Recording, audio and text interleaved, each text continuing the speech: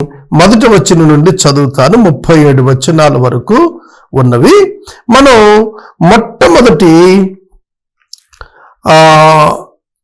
9 వచనాలు మొట్టమొదటిగా మనం చదువుకుందాము. చూడండి. మరియు నీవు 10 తెరలతో ఒక మందిరం చేయాలి. నీల, ధూమ్ర, రక్త వర్ణము గల పేనిన సన్నపు నారతో వాటిని చిత్రకారుని పని అయిన కిరూబులు గల వాటిగా చేయాలి. చూడండి, 4 కలర్స్. ఒకటి స్కై కలర్, ఒకటి రెడ్ కలర్, ఒకటి పర్పుల్ కలర్, ఒకటి white colour. Sky colour indicates the heaven. It indicates the heaven, పరలోకాన్ని జ్ఞాపకం చేస్తుంది. Red colour indicates the blood of Christ, క్రీస్తు యొక్క రక్తాన్ని, earth to heaven, heaven to earth connection ని జ్ఞాపకం చేస్తుంది. తర్వాత పర్పుల్ ఆయన రాయల్టీని జ్ఞాపకం చేస్తుంది, ఆయన ఘనతను జ్ఞాపకం చేస్తుంది. ఆ తర్వాత సన్ననార వస్త్రం, సన్ననార వైట్ లినిన్, ఇది తెల్లనిది, ఇది ఆయన పరిశుద్ధతను జ్ఞాపకం చేస్తుంది. దేవుడు పరిశుద్ధుడు. God is one and holy. అటువంటి వాడు ఎవ్వరూ లేడు. ఆ పరిశుద్ధతను జ్ఞాపకం చేస్తుంది. దాని పొడుగురు వెడల్పులు ఇచ్చాడు. ఒక్కొక్క తెర పొడవు 28 మూరలు, వెడల్పు 4 మూరలు. ఈ 10 తెరలకు ఒక్కటే కొలత. ఈ 10 తెరలను రెండింటి కింద కూర్చాలి. ఒకటి 5 తెరలతో కూర్చాలి, మిగిలినది మరొక 5 తెరలతో కూర్చాలి. 10. ఈ యొక్క 10 కర్టెన్స్ ఒక ప్రక్కన 5, మరొకన 5. 5 తెరలు ఒకదానితో ఒకటి కూర్చాలి, మిగిలిన 5 తెరలు ఒకదానితో ఒకటి కూర్చాలి. తెరల కూర్పు చివర మొదట తెర అంచున నీలి నూలుతో కొలుకులను చేయాలి. రెండవ కూర్పునందని వెలుపలి తెర చివర అట్లా చేయాలి. ఆ తెరలో 50 కొలుకులు చేసి ఆ కొలుకులు ఒకదానికొకటి తగిలేటట్టుగా రెండవ కూర్పునందు తెర అంచున 50 కొలుకులను చేయాలి. మరియు 50 గుండీలను చేయాలి. ఆ గుండీల చేత తెరలను ఒకదానికొకటి కనెక్ట్ చేయాలి, గుచ్చాలి. అలా చేయటం ద్వారా ఆ మందిరం అంతా కూడా ఒకటే మందిరం అవుతుంది. ఒకటే మందిరం అవుతుంది. 7వ వచనం.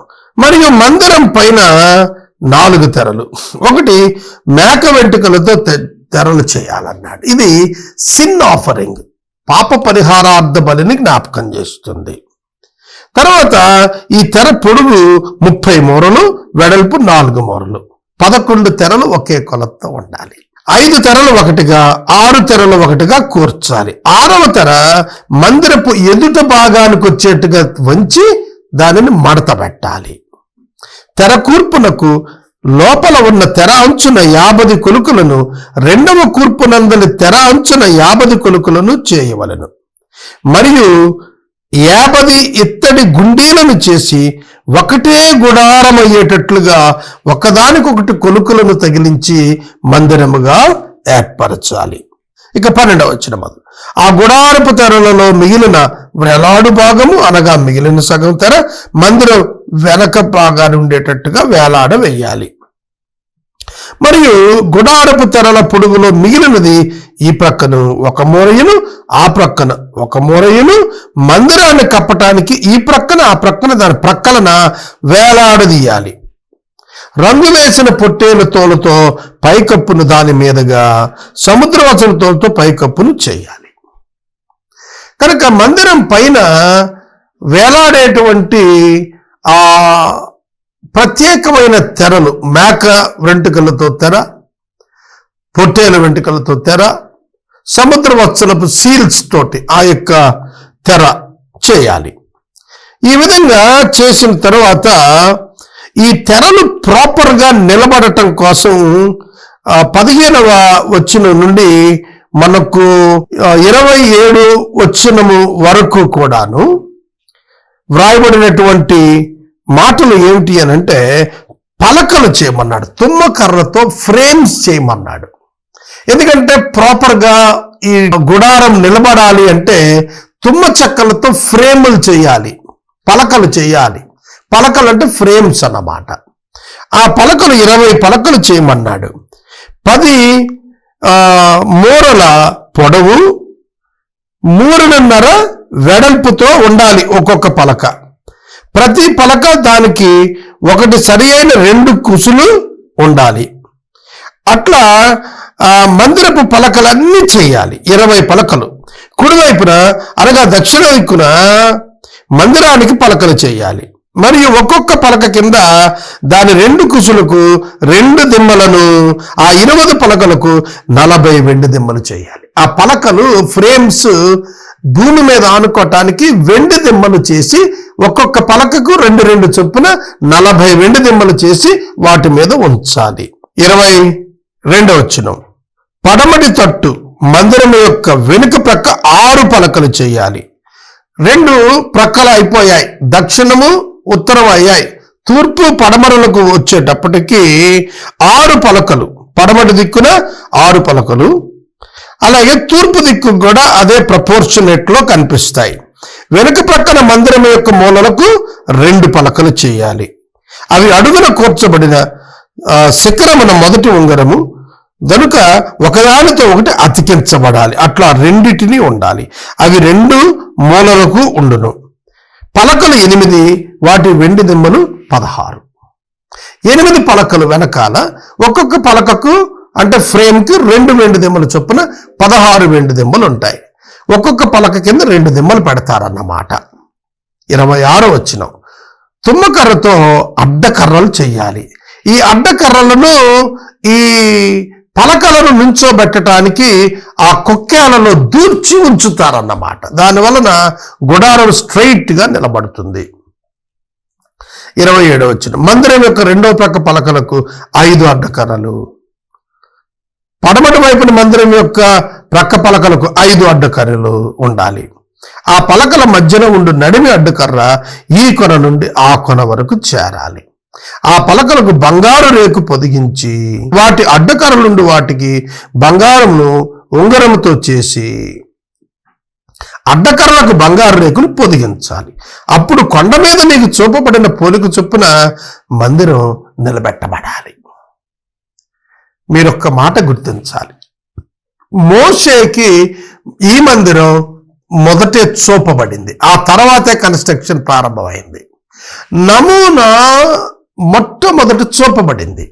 దేవుని క్రియలు ఎప్పుడూ కూడా గుర్తుపెట్టుకోండి, ముందే సంపూర్తి అవుతాయి. అవి మానవుల జీవితాల్లో ప్రారంభించి నెరవేర్చడం జరుగుతుంది. ఈ సృష్టి విషయాన్ని కూడా అంతే, మానవ రక్షణ విషయాన్ని కూడా అంతే. దేవుడు సమస్తాన్ని ముందే పూర్తి చేసేసాడు, సంపూర్తి చేశాడు. ఆ తర్వాత మానవులు దానిని మేనిఫెస్ట్ చేయటం కోసం దాన్ని మళ్ళా మానవుల కొరకు ప్రారంభించాడు. ఇది చాలా ప్రాముఖ్యమైనటువంటి సత్యం, బైబిల్లో మనం గుర్తెరగాలి.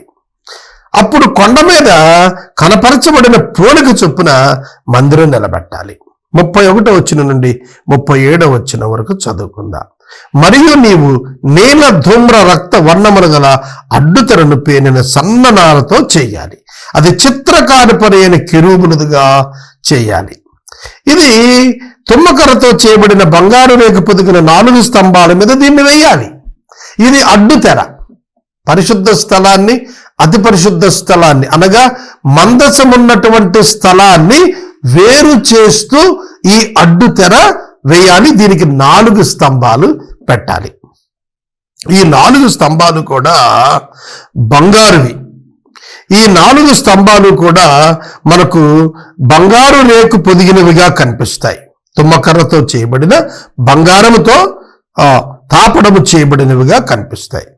ఈ 4 స్తంభాలు 4 సువార్తలకు పోలికగా కనిపిస్తాయి.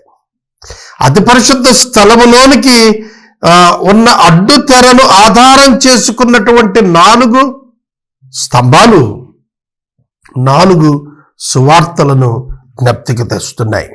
ఆ అడ్డుతెర ఆ కొలుకుల కింద తగిలించి సాక్ష్యపు మందసపు అడ్డుతెరలోనికి తేవాలి. ఆ అడ్డుతెర పరిశుద్ధ స్థలాన్ని, అతి పరిశుద్ధ స్థలాన్ని వేరు చేస్తుంది. అతి పరిశుద్ధ స్థలంలోనికి ప్రధాన యాజకుడు సంవత్సరానికి ఒకసారి జాతీయ ప్రాయశ్చిత్త దినాన మాత్రమే వెళ్ళాలి. 7వ మాసం 10వ తారీఖు. ఒక్కడే వెళతాడు. అతడు కూడా తన పాపం కొరకు, ప్రజల పాపం కొరకు నిర్దోష జంతు బలి రక్తాన్ని తీసుకుని వెళతాడు. ఎవ్రీ ఇయర్, ప్రతి సంవత్సరం పాపాలు జ్ఞప్తికి వస్తున్నాయి. హెబ్రీ పత్రిక 10వ అధ్యాయంలో ఈ మాటలు రాశాడు. ఏటేటా పాపాలు గుర్తుకొస్తున్నాయి, జ్ఞప్తికి వస్తున్నాయి. కనుక యేసుక్రీస్తు అయితే శాశ్వత బలి ద్వారా పాపం ఎన్నటికీ జ్ఞాపకం రాకుండానట్లుగా చేశాడు. అయితే మానవ ప్రధాన యాజకుడు సరి అయినటువంటి వాడు కాదు. అందుకే మొదటిది లోపము లేనిదైతే రెండవది రావలసిన అవసరం లేదన్నాడు పౌలు గారు. కనుక మొదటిది లోపమున్నది. మొదటిది మానవ క్షత్రం నుండి పుట్టినటువంటిది, ఆదాము యొక్క సంతానములో నుండి వచ్చినటువంటిది. లేవీయులలో అహరోను నుండి వచ్చినటువంటి వారు ప్రధాన యాజకులు. కనుక వారిలో ప్రాచీన పాపపు స్వభావం ఉన్నది. కనుక వారు తన కొరకును ప్రజల కొరకును శుద్ధి చేసుకోవాలి. కానీ మన ప్రధాన యాజకుడైతే పాపమెరుగని వాడుగా ఉన్నాడు యేసుక్రీస్తు. కనుక ఆయన తన కోసం పాపక్షమాపణ చేసుకోవాల్సిన పని లేదు. తాను తన సొంత రక్తం చేత ప్రజల పాపం కొరకు ఆ రక్తాన్ని పరలోక రాజ్యములో ప్రభు సన్నిధిలో ఆయన ప్రోక్షించాడు. ఆ రక్తాన్ని దేవుడు అంగీకరించడం చేత మానవ పాపము పరిహరించబడింది.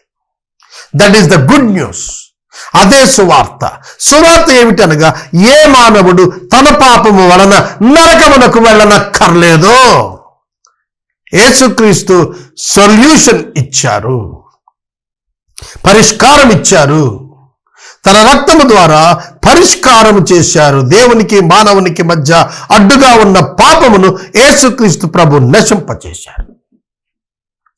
ఇప్పుడు యేసుక్రీస్తు ప్రభువును అంగీకరించకపోయినందున నరకానికి వెళతారు మనుషులు. యేసుక్రీస్తు ప్రభువును అంగీకరించిన వారు వారి పాపములను గుర్చిన జ్ఞప్తి ఇక ఎన్నటికీ ఉండక, ఏ శిక్షా విధి కూడా ఉండక వారు నిత్యరాజ్యానికి వెళతారు. Their salvation is guaranteed.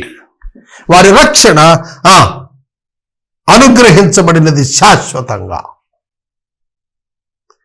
రక్షణ తొలగిపోదు. కాబట్టి దేవుని యొక్క వాక్యం జ్ఞాపకం చేస్తోంది, ఈ అతి పరిశుద్ధ స్థలాన్ని వేరుపరుస్తూ ఈ తెర ఉంచబడుతోంది.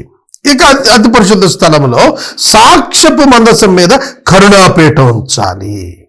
అడ్డుతెర వెలుపల అంటే పరిశుద్ధ స్థలంలో బల్ల ఎదుట దక్షిణపు వైపున మందిరం యొక్క ఉత్తరాన దీపవృక్షాన్ని ఉంచాలి.